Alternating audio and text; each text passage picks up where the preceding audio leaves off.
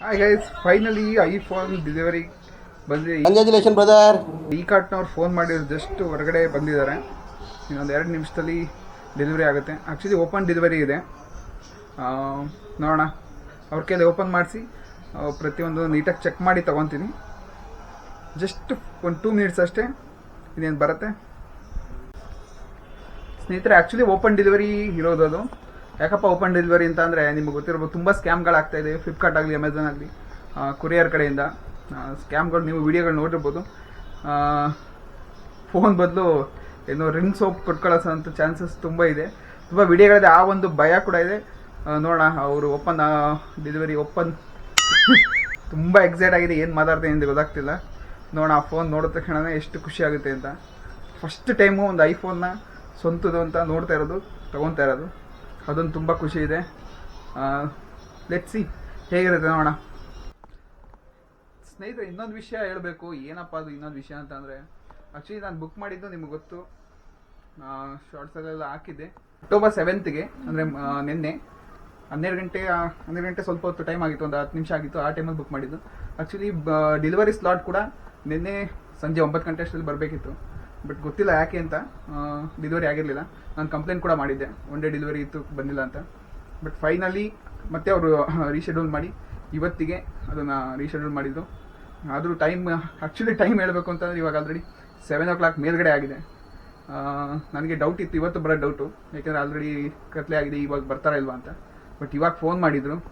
ಬೆಳಗ್ಗೆ ಬಂದರೆ ತುಂಬ ಖುಷಿ ಇರ್ತಿತ್ತು, ಯಾಕೆಂದರೆ ಬೆಳಗ್ಗೆಲ್ಲ ನಾನು ಸ್ವಲ್ಪ ಸ್ವೀಟ್ ಗೀಟೆಲ್ಲ ತಂದು ಸ್ವಲ್ಪ ಖುಷಿಯಾಗಿದ್ದೆ. ಈಗ ಸ್ವಲ್ಪ ಕತ್ಲೆ ಆಗಿದೆಯಲ್ಲ, ಅದಕ್ಕೆ ಆ್ಯಕ್ಚುಲಿ ಮೇಲ್ಗಡೆ ಬರ್ತಾರ ನೋಡಬೇಕು. ಅವ್ರಿಗೆ ನಾನು ರಿಕ್ವೆಸ್ಟ್ ಮಾಡ್ತೀನಿ ಮೇಲ್ಗಡೆ ಬಂದು ಓಪನ್ ಮಾಡಲಿಕ್ಕೆ.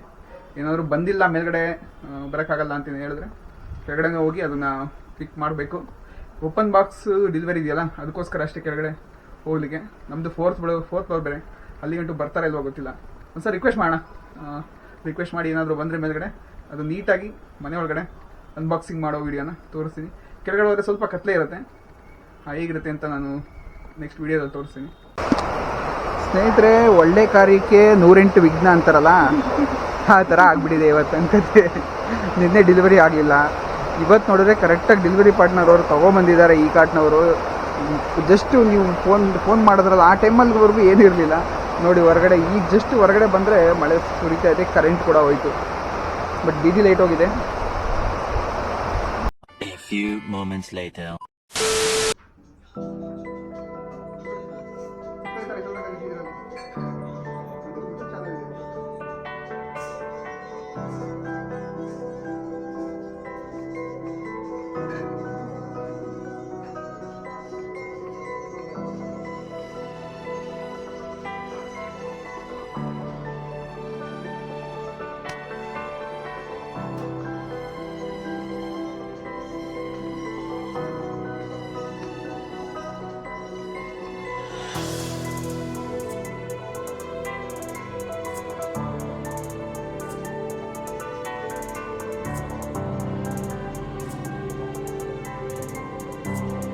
Oh my God! Wow!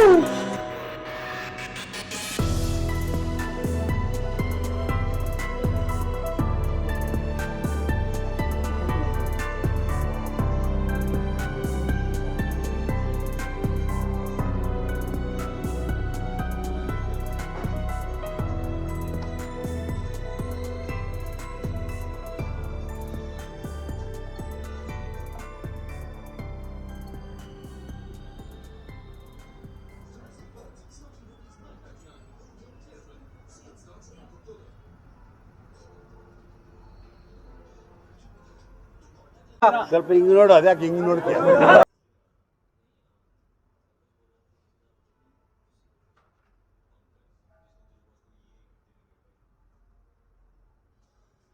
ತುಂಬ ವರ್ಷಗಳ ನಂತರ ಆಸೆ ಇದು, ತಗೋಬೇಕು ಅಂತ ತಗೊಂಡು ಏನಿಲ್ಲ, ಜಸ್ಟ್ ಒಂದು ವೆರಿಫಿಕೇಶನ್ಗೋಸ್ಕರ ಅಷ್ಟೇ.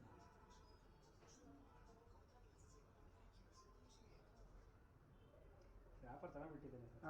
ಅಯ್ಯೋ, ನಾನೊಂದು ತಿಂಗಳಿಂದ ಅದು ಅನ್ಬಾಕ್ಸಿಂಗ್ ಆಗಿದೆ. ಅಣ್ಣವ್ರು ತಂದ್ಕೊಟ್ಟಿದ್ದಾರೆ. Thank you so much. Safe ಅವ್ರು ತಂದ್ಕೊಟ್ಟಿರೋದು.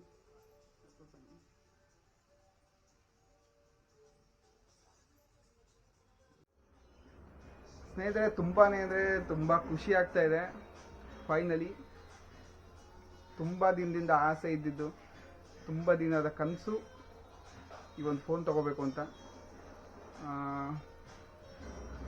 ಆ ಒಂದು ಕನಸು ಕಂಪ್ಲೀಟ್ ಆಗಿದೆ. ಏನು ಹೇಳಬೇಕು ಗೊತ್ತಿಲ್ಲ, ಬಟ್ ಸಿಕ್ಕಾಬಟ್ಟೆ ಇಷ್ಟ ಆಯಿತು ಫೋನು ಅಂತೂ.